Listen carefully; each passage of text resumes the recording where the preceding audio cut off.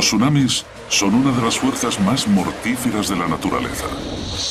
Son olas gigantes que viajan más rápido que un jet y pueden cruzar océanos enteros en solo unas horas.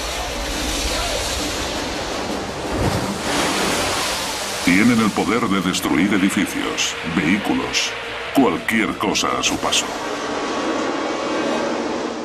Por sí misma, nadie pensaría que el agua que llega a la costa puede causar tanto daño.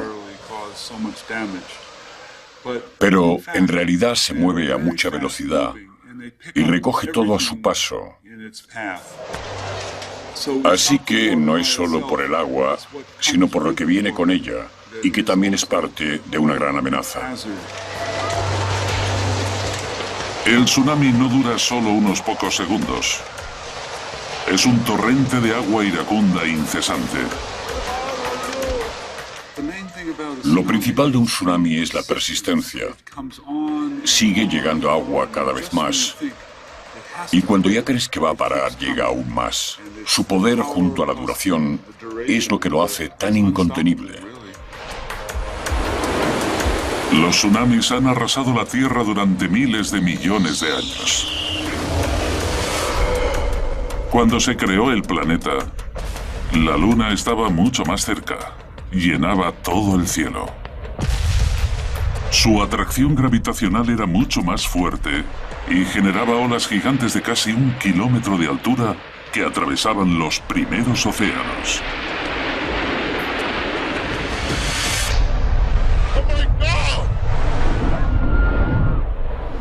Ahora, los tsunamis siguen siendo una amenaza para las costas de todo el mundo. Los tsunamis han tenido y tendrán lugar siempre durante la historia de la Tierra.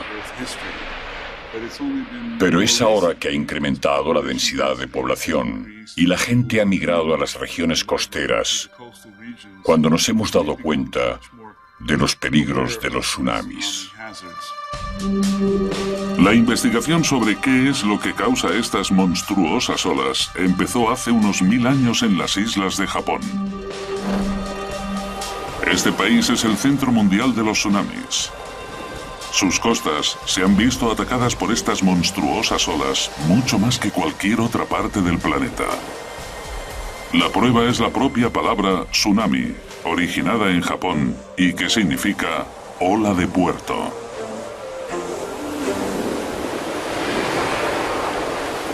Japón tiene el registro de tsunamis más grande del mundo. Los escritos se remontan a nada menos que el año 684 después de Cristo. Estudiando estos registros, es posible descubrir que de media el país se ve afectado por un tsunami cada 7 años. Los manuscritos samuráis hablan de personas que vivían en las costas y que corrían a lugares más altos tan pronto notaban un terremoto. Los japoneses saben que esto es una pista, una advertencia de que pronto habrá un tsunami letal. Pero a pesar de sus intentos para escapar, los tsunamis han ido trayendo muerte y destrucción a estas islas de manera continua. En el año 896, una ola que golpeó Honshu, en el noreste, se cobró la vida de 27.000 personas. En 1933, la zona volvió a verse afectada. Esta vez fueron 3.000 personas las que murieron. Y en 1993, la isla de Okusiri se vio atacada por un enorme terremoto de 7,8 en la escala de Richter. Los edificios se desplomaron y se declararon varios incendios. Pero lo peor estaba por llegar. Minutos después de que finalizara el seísmo, apareció una enorme cresta blanca en el horizonte, un tsunami. Una ola gigante irrumpió de repente en la isla, acabando con cualquier edificio que siguiera en pie. En Japón, los ciudadanos ya habían comprendido la relación entre terremotos y tsunamis. Pero hay otro punto caliente en la Tierra al que los tsunamis suelen atacar con regularidad: las islas hawaianas. Pero muy pocas de ellas se ven avisadas antes por un terremoto. La ciudad de Hilo, en Isla Grande, tiene el sobrenombre de la capital mundial de los tsunamis. Decenas de las enormes olas han golpeado estas islas tan hermosas, pero nadie sabe por qué. Al no contar con ningún tipo de advertencia natural, los habitantes de Hawái tienen que confiar en la mayor estación de control de tsunamis del mundo. Creada en 1949, está conectada a una red de boyas repartidas por todo el Océano Pacífico. Estas boyas proporcionan datos muy importantes. Marcan los cambios en el nivel del mar que indican la llegada de cualquier tsunami en potencia.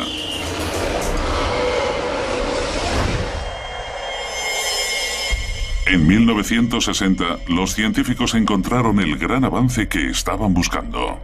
Consiguieron descubrir por fin el tipo de suceso que provocaba los misteriosos tsunamis de Hawái. Un terremoto gigantesco en la costa de Chile, el mayor que se ha recogido en todos los tiempos, con un nivel de 9,5 en la escala de Richter, provocó un tsunami que atravesó todo el Océano Pacífico en solo unas horas. Las islas de Hawái estaban a miles de kilómetros de allí, pero en su camino. El Centro de Alerta de Tsunamis estuvo siguiendo el proceso, revelando por primera vez que una enorme ola había cruzado miles de kilómetros de océano. El aviso del centro fue un éxito. Consiguieron evacuar a las comunidades más cercanas a la costa antes de que llegara la ola. Pero las casas que dejaron quedaron destrozadas. En Hilo, el tsunami fue tan fuerte que incluso dobló los parquímetros de las calles. La ola pasó Hawái y siguió hacia Japón. No había perdido ni un ápice de su poder. Viajando por todo el Pacífico, el tsunami se cobró la vida de más de 2.000 personas y causó millones de euros en pérdidas. Con su poder de devastación, el suceso de 1960 fue un punto de inflexión en el estudio de los tsunamis. Fue la primera vez que los científicos pudieron medir con precisión cómo un terremoto submarino afectaba directamente al tamaño de un tsunami. Y eso fue la prueba conclusiva de que una ola puede viajar miles de kilómetros a través de la Tierra. Fue gracias a este terremoto de Chile cuando pudimos demostrar que los movimientos submarinos asociados al terremoto son los que generan estos efectos tan terribles. Ahora, los científicos tienen la prueba para confirmar que los terremotos submarinos son responsables directos de los tsunamis. La antigua sospecha de los japoneses era ahora un hecho científico. En términos del estudio moderno de los tsunamis, 1960 fue el año cero. El terremoto de Chile fue lo que diríamos la tormenta perfecta. Es cuando la comprensión científica ha avanzado hasta el punto en que los científicos han empezado a ver el vínculo que lo conecta todo. Así que es una ciencia nueva. Estamos hablando de algo que tiene menos de 50 años de edad. En el Océano Pacífico hay más tsunamis que en cualquier otro lugar. En 2004, el mundo quedó sorprendido cuando tuvo lugar uno de los tsunamis más grandes de todos los tiempos en el Océano Índico.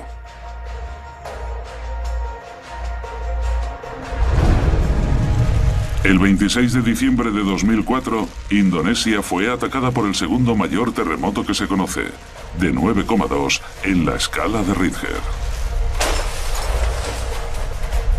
Minutos después, un tsunami de 30 metros arrasó la costa del sureste asiático. 225.000 hombres, mujeres y niños perdieron la vida.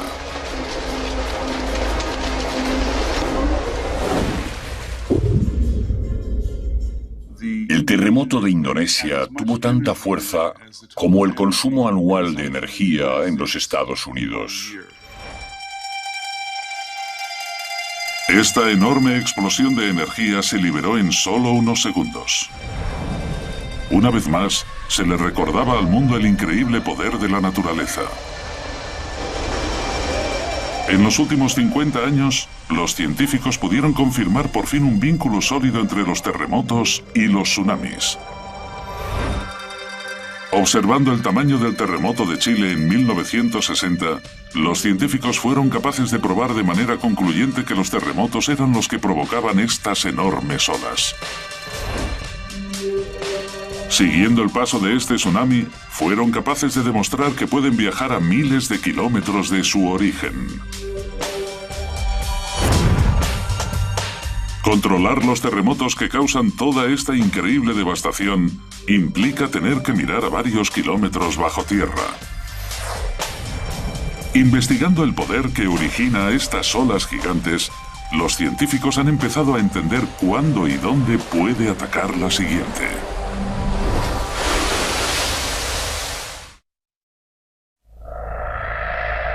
Estas terribles imágenes de las secuelas del tsunami en el Océano Índico, en 2004, muestran el caos que puede provocar una de estas olas. Es casi imposible imaginar que suceda algo así en el noroeste del Pacífico. Pero el profesor Brian Atwater cree que sucesos como el de 2004 pueden ocurrir aquí también algún día. El profesor quedó intrigado por las historias de los primeros pobladores de la zona, los nativos americanos, que hablan de grandes olas arrasando el interior. Eso le convenció de que algunos tsunamis generados en las proximidades ya habían golpeado antes la zona y que podrían volver a hacerlo, suponiendo una amenaza para las decenas de miles de personas que viven en la costa noroeste del Pacífico. Para saber si tiene razón, debe encontrar pruebas de antiguas olas gigantes escondidas en el paisaje. Para estar seguro de que ha sido un tsunami, también tendrá que encontrar pruebas del terremoto que lo causó. El punto de partida de Atwater es el Copalice River, en el estado de Washington, a solo unos kilómetros de las largas playas de arena que hacen de la zona un centro turístico muy bullicioso. En los bancos de este estuario hay enterrados miles de años de historia. Este es uno de los trabajos más sucios de la ciencia. Tener que buscar pruebas de terremotos ensucia mucho, pero vale la pena. Atwater ha encontrado signos de un posible tsunami. En este banco hay una pista que nos proporciona la naturaleza. Es este hueco. Los huecos así son comunes donde los tsunamis y las corrientes han succionado varias capas de arena. Y las olas sacan los granos de arena fuera del banco, pero dejan el barro. Atwater tiene que cavar más hondo para encontrar lo que está buscando. Una capa de arena que un tsunami podría haber arrastrado varios kilómetros hacia el interior. Bien, ahora podemos ver la arena. Es posible que lo que la llevara hasta aquí fuera un tsunami. Para demostrar que esta es arena de un tsunami, la sucia misión de Atwater tiene que continuar. También tendrá que encontrar pruebas de que la tierra cercana al río se ha movido arriba o abajo, un signo seguro de terremoto.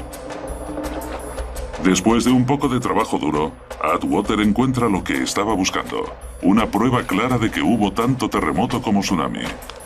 Esta vez también hubo un coste humano. Aquí tenemos pruebas de la caída abrupta del terreno y también del tsunami que lo provocó. En este caso, hubo personas afectadas. Esto era un campamento de pesca. Aquí tenemos los restos en forma de piedras quemadas que se usarían para calentar el agua. Bien, pues había un campamento de pesca que quedó arrasado por un tsunami porque la tierra cayó después de la ola. Llegaron las mareas y cubrieron el lugar, con lo que la gente ya no pudo volver a usarlo. La zona en que se construyó el campamento de pesca quedó arrasada durante el terremoto. El tsunami depositó arena sobre los restos y la marea cubrió el lugar con barro, donde ha quedado oculto hasta ahora. Atwater tiene por fin la prueba que necesitaba. Los mitos de los nativos americanos sobre las olas no eran simples leyendas. ¿Pero qué es lo que causó el terremoto? El principal sospechoso se halla a unos 80 kilómetros de la costa, la falla de Cascadia. Cascadia es una gran grieta en la corteza terrestre. Aunque la Tierra puede parecer una esfera sólida, bajo los océanos y los continentes está dividida en 8 grandes partes y muchas otras más pequeñas conocidas como placas tectónicas. En el lugar donde se encuentran, chocan y se rozan unas con otras, provocando terremotos en las fallas. Los geólogos pensaron durante mucho tiempo que la falla de Cascadia no podía generar grandes terremotos. Pero la investigación de Atwater ha demostrado que es altamente activa. Lo que más le preocupa al profesor y a las miles de personas que viven en esta región es que la falla sea tan parecida a otro accidente muy activo. La Gran Falla de la Sonda. En ella tuvo lugar un terremoto que recorrió la falla y fue responsable del tsunami que mató a casi 250.000 personas en el Índico. Cuando dos placas tectónicas se juntan, como en el caso del tsunami de Indonesia en 2004, una de las placas se mete debajo de la otra y crea muchísima fricción y una tensión que baja la placa superior. Ese proceso puede durar cientos de años, puede que miles.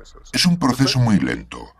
Al final, la presión de la que intenta subir gana y salta así, creando un gran terremoto, un movimiento repentino del suelo marino, y eso es lo que crea el fenómeno del tsunami. Hay 2 factores que hicieron letal el terremoto de la falla de la sonda. El primero fue su tamaño. De 9,2 en la escala Richter, fue el más grande detectado en casi 50 años.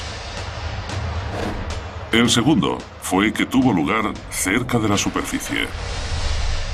Cuando hablamos de un megaterremoto como este, se trata de un seísmo muy grande en el que el suelo marino se mueve drásticamente. Algunas veces, si el seísmo se produce en las profundidades de la corteza terrestre, apenas se manifiesta en la superficie. Si aparece cerca de la superficie o es de mucha intensidad, la mayoría de las veces vemos movimiento en el lecho marino y eso es lo que crea un tsunami potente.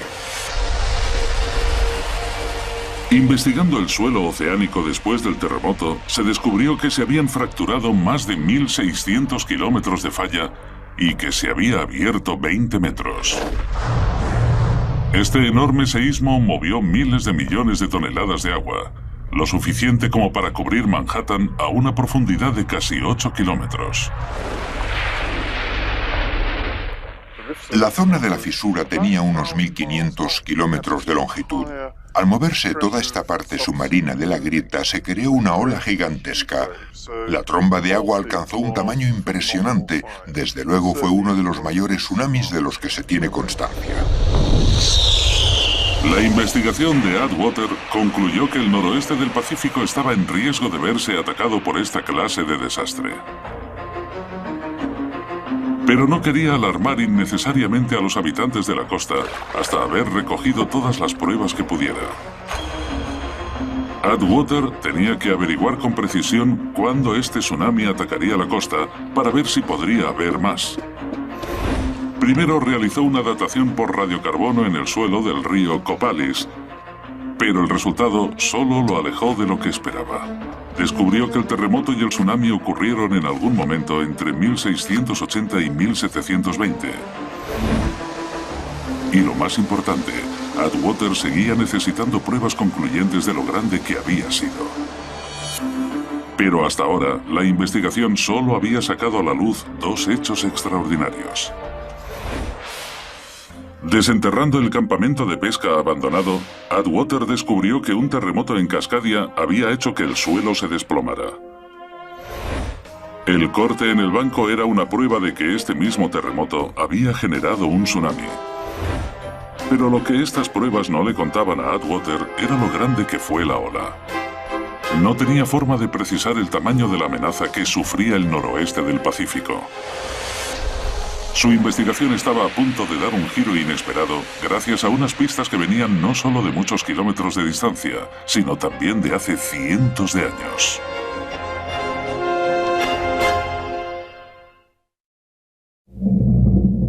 Japón tiene el registro de tsunamis más antiguo del mundo. Los manuscritos samuráis cuentan cómo un enorme tsunami que tuvo lugar en el año 1700 inundó toda la costa este de Japón. Atacó sin avisar y destruyó poblaciones enteras. Los científicos japoneses quedaron desconcertados porque no sabían de dónde había llegado la ola.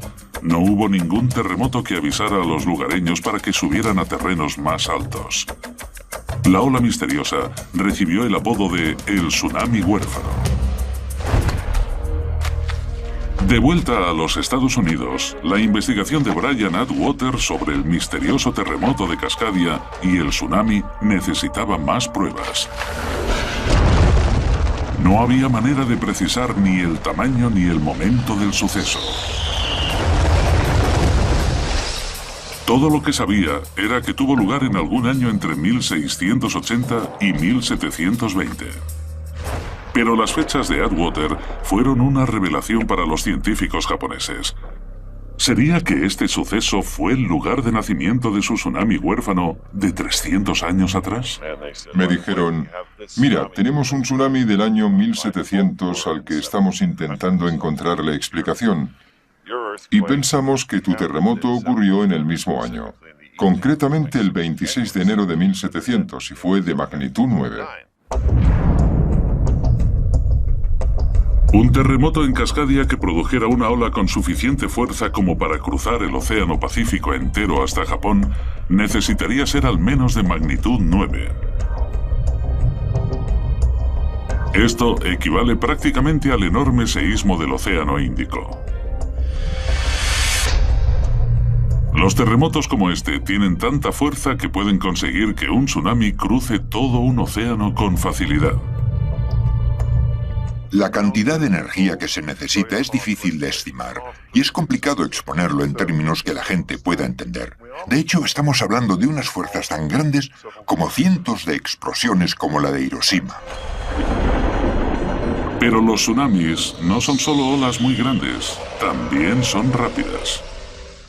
La gran diferencia es la escala de la ola. Normalmente tienen entre 500 y 600 kilómetros de longitud. Además, no son tan altas. Cuando empiezan apenas miden 1 metro, más o menos, pero se mueven muy rápido, a una velocidad determinada por la profundidad del agua. Cuanto más profundo, más rápido se mueve. Así que, en océanos muy profundos, la ola se mueve a más de 800 kilómetros por hora.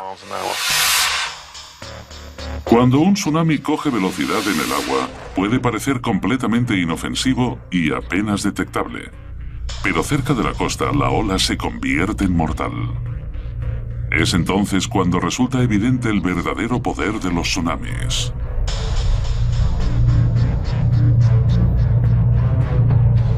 Cuando la ola recoge cada vez más agua y se va acercando a la costa, baja la velocidad. Cuanto más agua lleva, más lenta es la ola, así que pasa de 800 kilómetros por hora a 700, 600, 500, 300. Se va haciendo más lenta. Entonces choca y es cuando los tsunamis se convierten en destructivos de verdad.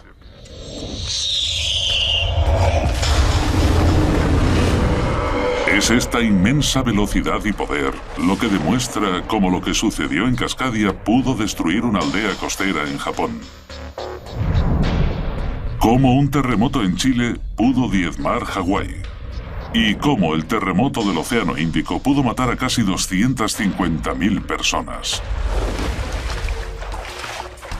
Si ocurriera un seísmo así en Cascadia, el daño que haría a la costa noroeste del Pacífico sería catastrófico.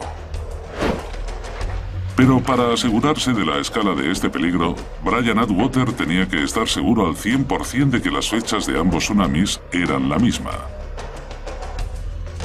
Después de explorar por completo el estuario del río Copalis, encontró un lugar que podía contener la información que estaba buscando. Un bosque fantasma. Esta raíz de abeto marca los restos de un bosque que incluye el bosque fantasma que tenemos detrás, de cedros rojos, y que cayó al agua durante el terremoto de Cascadia.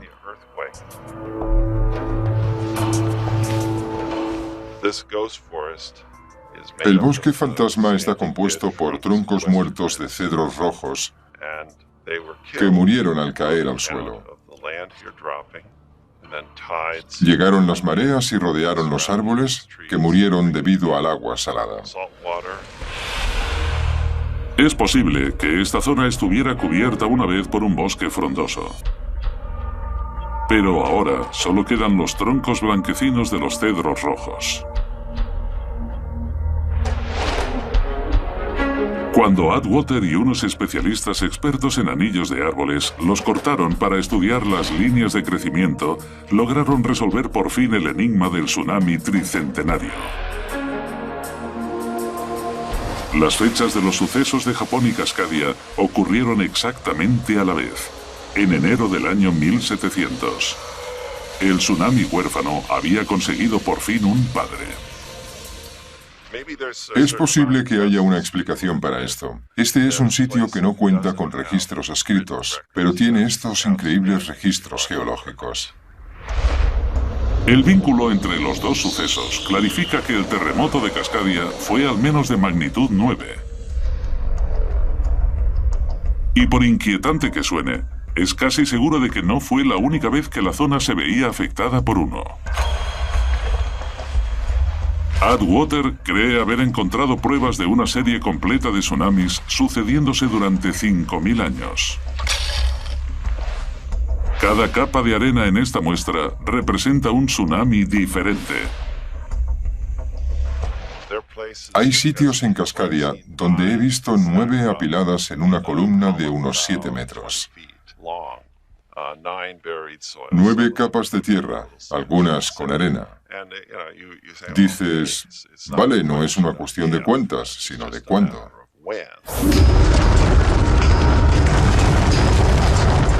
El infatigable trabajo detectivesco de Atwater alertó a los altos mandos de la amenaza que supone el tsunami.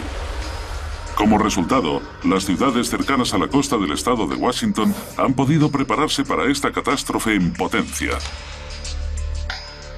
Si ocurriera un terremoto en Cascadia, las primeras olas llegarían aquí en solo 25 minutos. Hay señales de peligro de tsunamis por todas las carreteras y las sirenas están listas para advertir de cualquier ola que se acerque. Las vidas de miles de personas están más seguras gracias al trabajo de Atwater y a unos manuscritos japoneses de hace 300 años. Es un peligro que aparece lo bastante a menudo como para que tengamos que tomar precauciones, como para ponernos el cinturón de seguridad.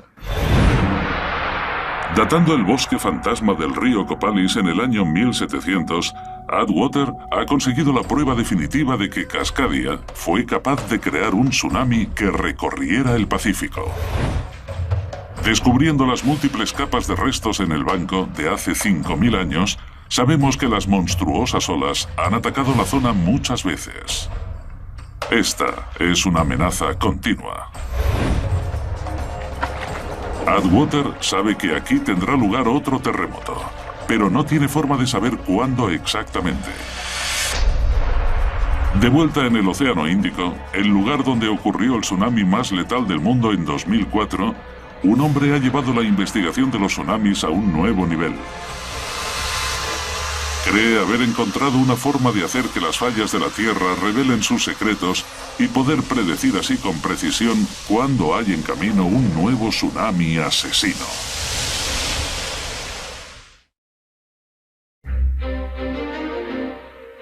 La idílica cadena de las islas de Mentawai en Indonesia esconde un violento secreto.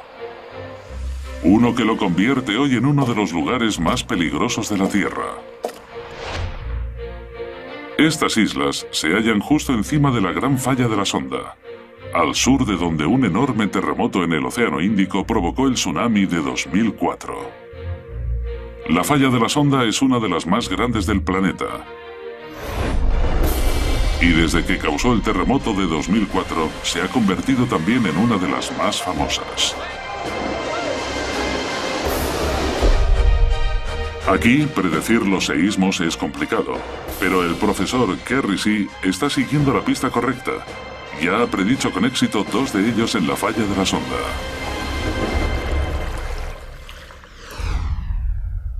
La clave para la correcta predicción de los tsunamis es prever cuándo y dónde tendrán lugar los terremotos.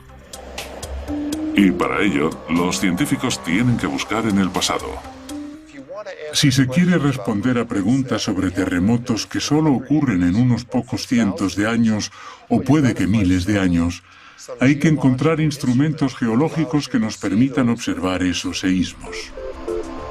El profesor Xi ha encontrado una forma inusual de revelar los secretos de la turbulenta historia de la falla de la sonda: los corales.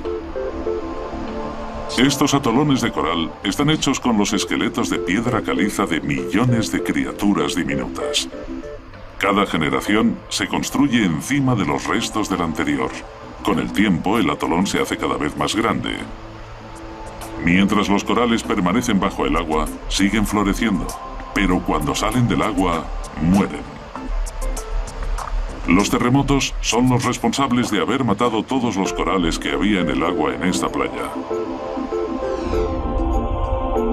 Esta contiene corales originarios de muchas épocas. El profesor Xi tiene casi 1000 años de historia a su alcance, pero para comprender la historia secreta que contienen los corales, él y su equipo tienen que aproximarse de manera no muy delicada.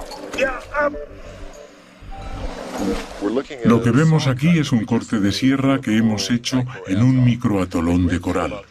Lo increíble de esto es que registra una caída repentina de medio metro. Murió aquí porque la isla levantó el terreno y la marea bajó en esa zona. Así que como el corte era más bajo, todo lo que creciera por encima de esta altura moría. La forma del coral registra la caída de las islas Mentawai cuando se vieron hundidos por la falla de la sonda. Por suerte, los corales registraron también los momentos en que las islas surgieron del agua durante el terremoto. Entre terremotos, las islas volvieron a hundirse en la falla, en un ciclo sin fin. Imaginaos que las rocas son elásticas. Pensad en un trampolín. El saltador camina por la tabla y ésta se dobla así. Entonces salta, se impulsa y cae. Cuando salta del trampolín, la tabla no se queda ahí, no va haciendo así. Vuelve hacia arriba porque es elástica. Bueno, pues las rocas también son así, también son elásticas. Así que cuando la placa de la India va hacia abajo, también baja la sección de Sumatra y luego sube. Es igual que la tabla de un trampolín. Analizando los corales de esta playa, el profesor Xi ha descubierto un patrón regular para este ciclo. Las islas se ven afectadas por un terremoto más o menos cada 200 años. Lo que tenemos aquí en Sumatra con los corales es lo que yo llamo el santo grial de los terremotos de la paleosismología. Un gran registro que tiene muchos ciclos, 1000 años de historia de terremotos. Pero cuando el geólogo miró más de cerca, vio que el ciclo era más complejo. Cuando cortamos un coral podemos ver en su interior un detalle mucho más exquisito, porque vemos lo que se llama estratografía, la formación de capas y cómo éstas están relacionadas con el cambio de la marea. Así que lo que vemos es el ritmo anual de crecimiento. Aquí vemos que han pasado 10 años entre este terremoto y este otro. El profesor Xi ha descubierto una pista importante. Los corales registran que no solo hay un gran terremoto y un tsunami cada 200 años, sino también que siempre vienen acompañados por cierto número de pequeños temblores. Este es un ciclo dentro de un ciclo, un superciclo. Contando hacia atrás las capas de crecimiento del coral, el geólogo puede poner fecha exacta a todos estos seísmos. Sabemos que hay una secuencia entre las décadas de 1350 y 1370, también entre las de 1560 y 1600, y una más entre 1797 y 1833. Todas las secuencias están separadas por entre 200 y 230 años de distancia. Esta es una información vital para los habitantes de las islas de Mentawai, que no cuentan con historia escrita. Pero el trabajo del profesor Sí no termina aquí. Al descubrir la historia de los corales, cree que ahora puede predecir el futuro de las islas. Y ya lo ha probado con éxito.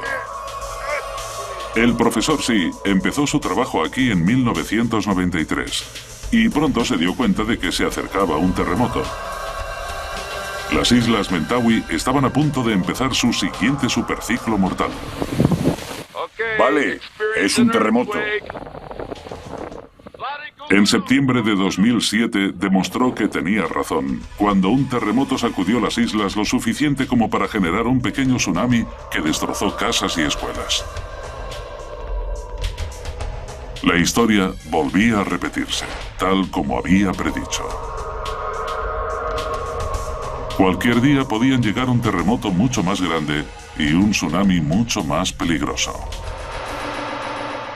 Hay una sección que no ha fallado desde 1797, desde que George Washington fue presidente de los Estados Unidos. Sabemos que ahora estamos en una secuencia de al menos 3 grandes terremotos, así que estamos esperando otro más. La pregunta es si el seísmo y el tsunami llegarán en los próximos 30 minutos o en los próximos 30 años.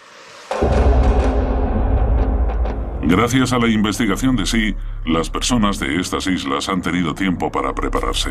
Cuando llegue la ola, ellos ya estarán listos. Los terremotos se pueden prever si tienes suficiente información sobre cómo se han comportado en los últimos miles de años o en 2, 3 o 4 ciclos. Se puede hacer un buen pronóstico para que la gente que vive en la zona pueda hacer algo al respecto.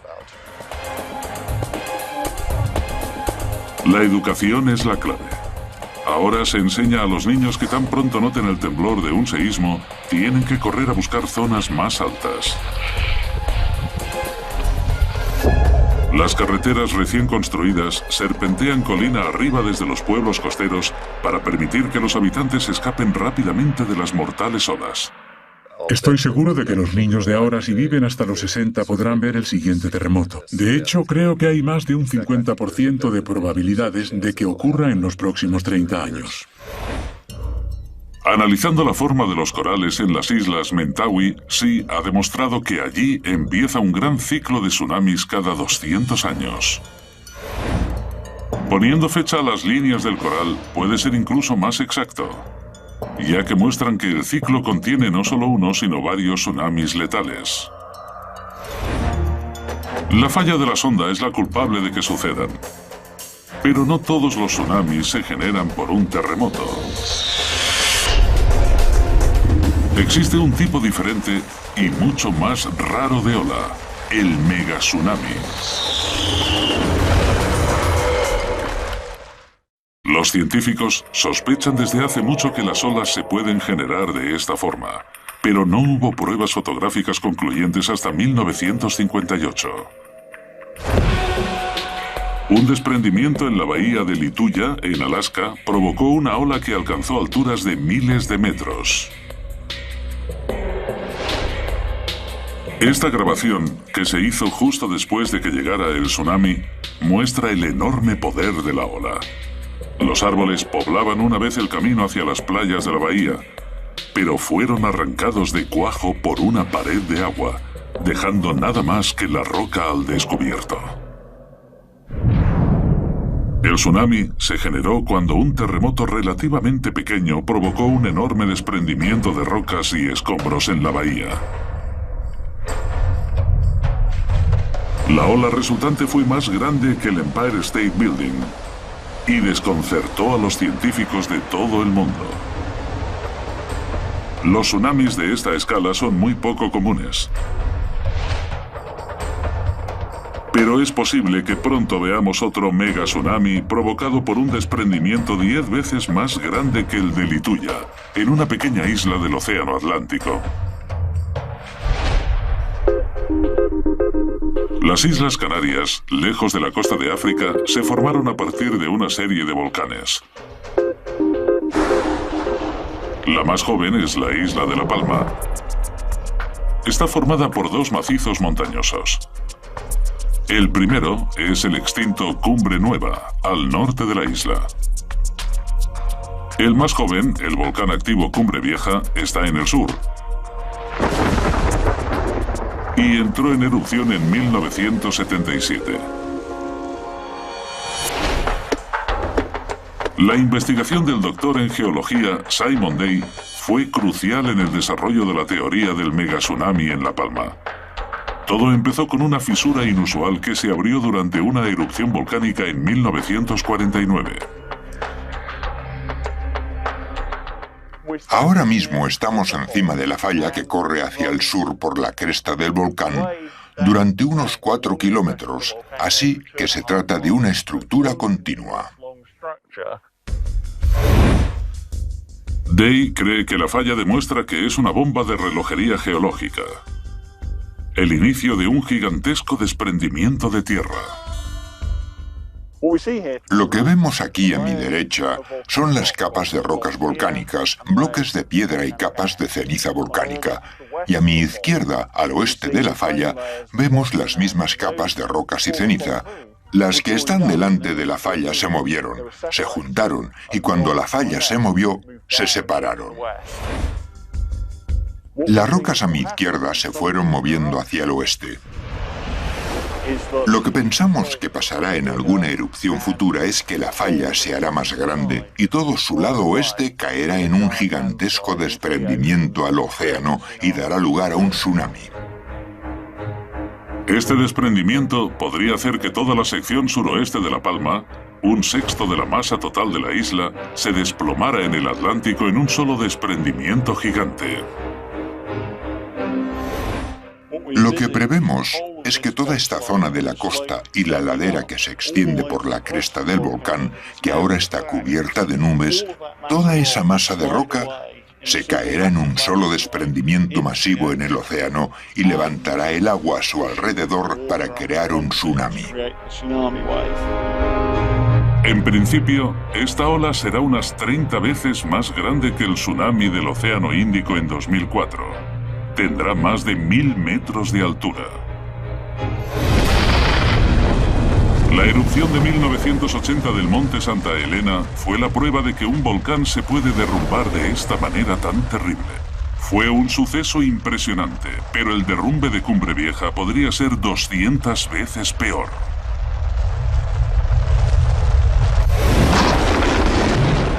Caerían al océano entre 1,2 millones de toneladas de roca a toda velocidad.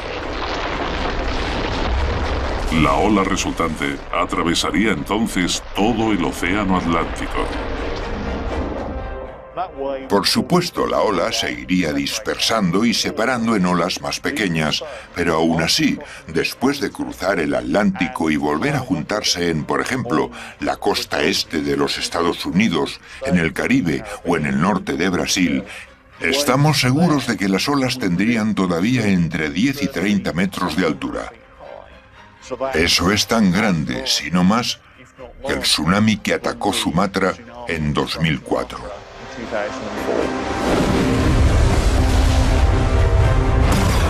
Boston.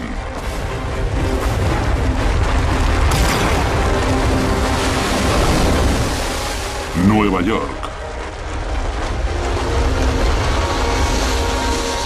E incluso Miami podrían estar bajo la amenaza de estas olas gigantes.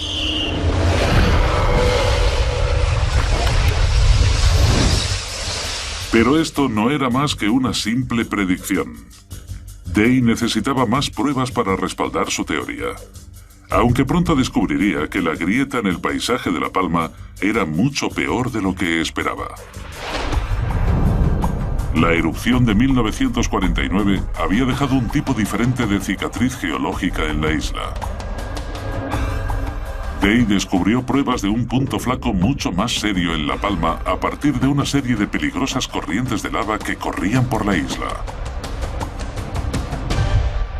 Una de las características de la erupción de 1949, que resulta bastante inusual, es que en vez de empezar en un conducto y continuar allí, se abrieron una serie de conductos volcánicos en diferentes partes de la isla.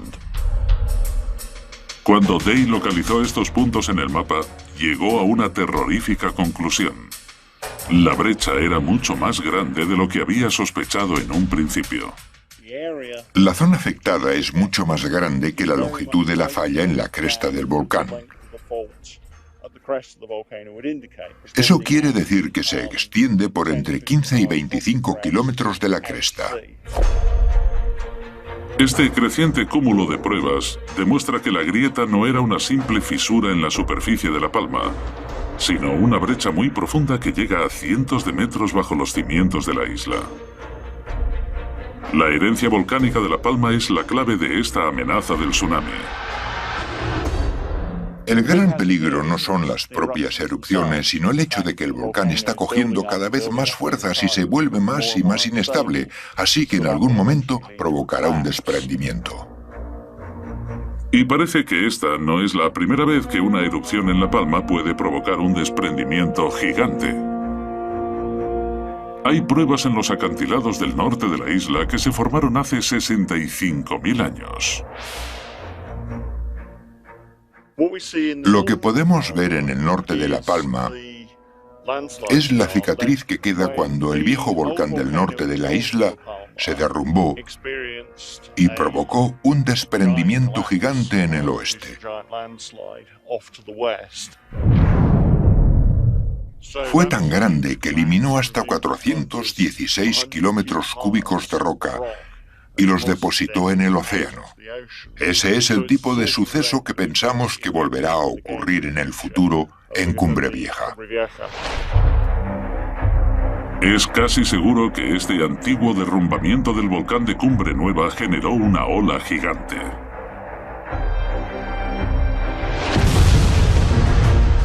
Y puede que el próximo desprendimiento no esté tan lejos. El tsunami podría ocurrir en unos pocos años.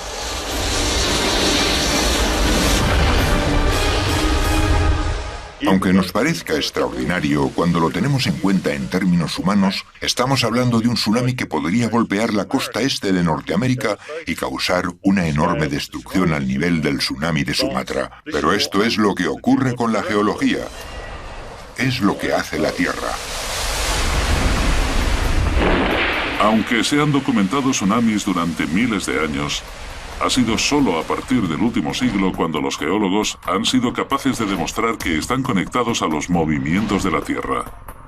Analizando los datos del gran terremoto de Chile en 1960, los científicos han logrado vincular por fin los tsunamis a los terremotos de manera firme. Los yacimientos de nativos americanos que se han desenterrado han demostrado que la falla de Cascadia en el noroeste del Pacífico fue la culpable de varios tsunamis. Los corales en el Océano Índico demuestran que algunos de los tsunamis generados por terremotos siguen un patrón y golpean la misma zona en intervalos regulares. Y la gran fisura de La Palma nos indica que los tsunamis generados por desprendimientos son un gran peligro. Son megatsunamis, las olas más grandes que pueden amenazar nuestras costas.